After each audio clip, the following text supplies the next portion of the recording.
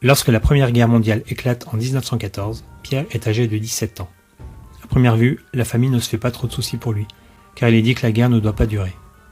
Pourtant, après 1915, le conflit s'enlise et les victimes et décès se multiplient des deux côtés du front. Pour compenser ces pertes, l'Empire allemand anticipe les appels des classes, et c'est ainsi que la classe 1917 est appelée D 1916. En septembre, Pierre est devant le fait accompli. Il doit quitter sa famille pour suivre son instruction militaire. Il part pour Berlin. Là-bas, il perçoit une paire de bottes et un peu plus de 7 marks pour entretenir son matériel. Il apprend également à utiliser son arme, un fusil Gewehr 98. Pierre passe du 202e au 204e régiment d'infanterie de réserve, puis au sein de la 2e division d'infanterie de la garde. En octobre 1916, Pierre part en train vers le champ de bataille. Il arrive dans le secteur de Noyon pour y rester 3 mois. Il participe notamment à des combats de position jusqu'en février 1917. De retour à Berlin, mon arrière-grand-père est muté au 93e régiment d'infanterie de réserve pour y rester pendant 6 mois.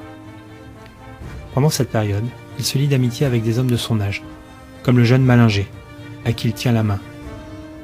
Il est originaire de Königsmacker, un village proche de Weinsberg. Dans ses lettres, il essaie de rassurer au mieux ses parents. Liebe Eltern, chers parents. Je suis encore en bonne santé. Je n'ai pas reçu vos gants, mais je n'en ai pas vraiment besoin.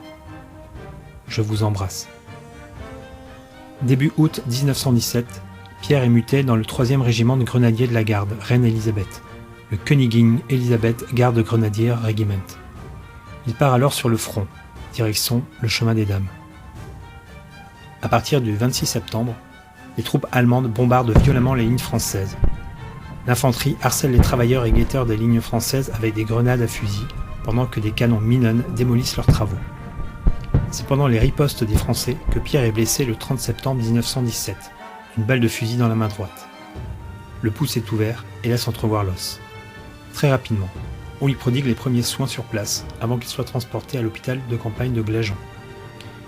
Il y arrive le 2 octobre. Après 12 jours, son état permet un rapatriement en Allemagne. Il est ensuite admis à l'hôpital militaire de réserve d'Hameln, où il restera en convalescence jusqu'au 3 janvier 1918. Pendant sa rééducation, on lui demande de coudre, broder, tricoter. Et comme il se plaisait à le dire, cela le fit devenir un parfait homme de maison. Finalement, il restera en convalescence jusqu'à la fin de la guerre, ce qui le sauvera sans doute. Lorsque Pierre rentre enfin à la maison, chez ses parents, rien n'a changé, presque rien, excepté une chose. Il est désormais devenu français.